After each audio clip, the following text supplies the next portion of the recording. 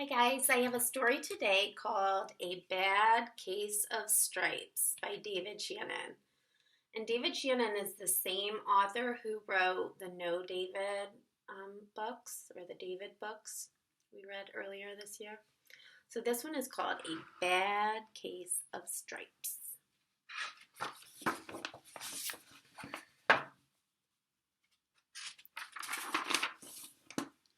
Camilla Cream loved lima beans, but she never ate them.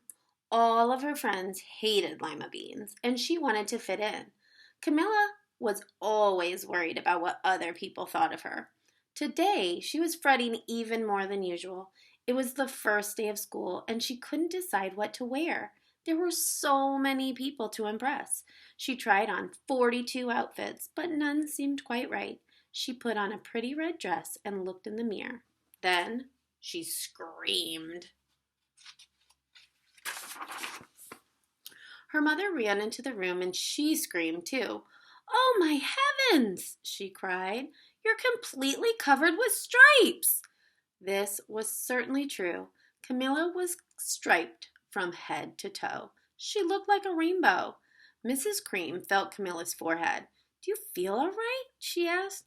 "I feel fine," Camilla answered. "But just look at me." "You get back in bed this instant," her mother ordered. "You're not going to school today."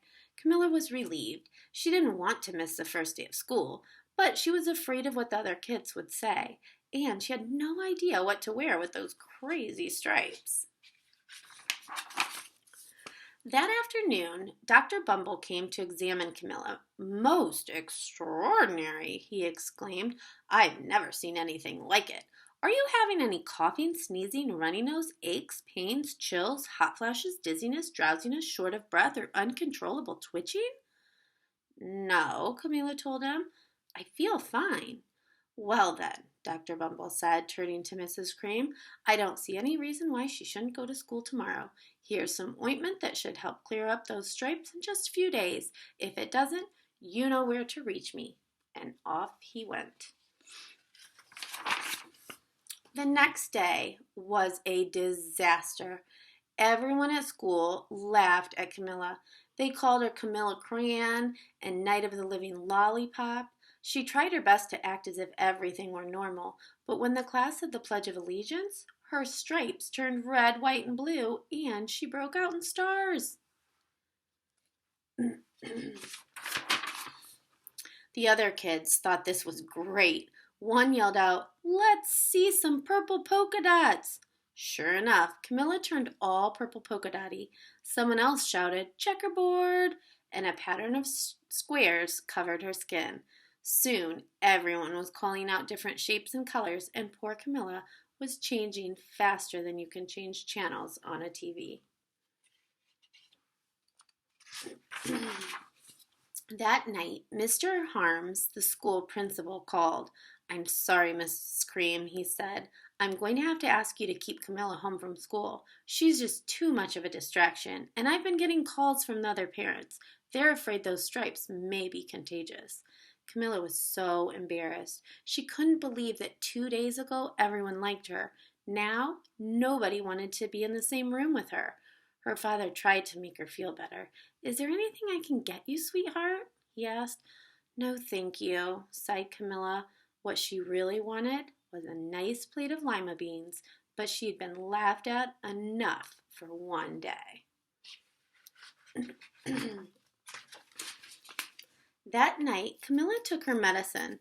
It was awful. When she woke up the next morning, she did feel different, but when she got dressed, her clothes didn't fit quite right.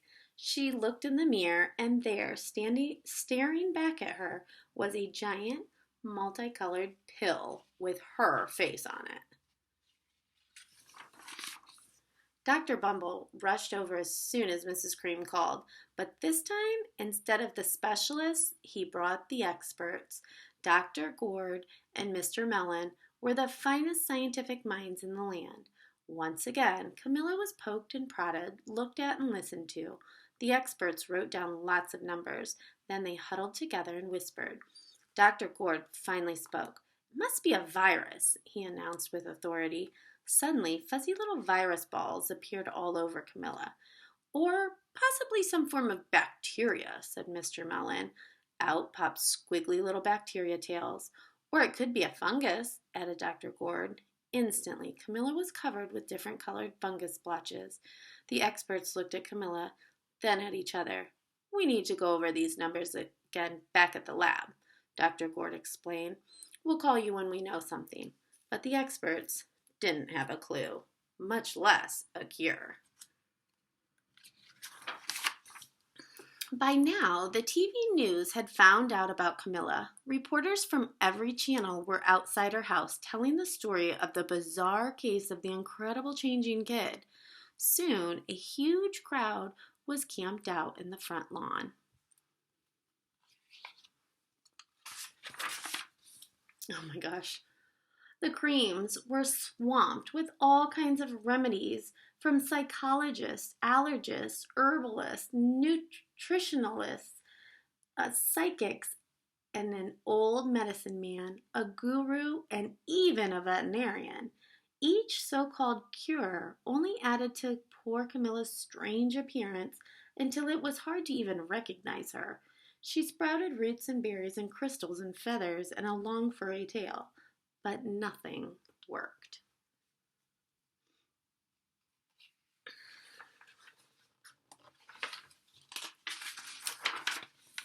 My. One day, a woman who called herself an environmental therapist claimed she could cure Camilla. Close your eyes, she said. Breathe deeply and become one with your room. I wish you hadn't said that, Camilla groaned. Slowly, she started to melt into the walls of her room.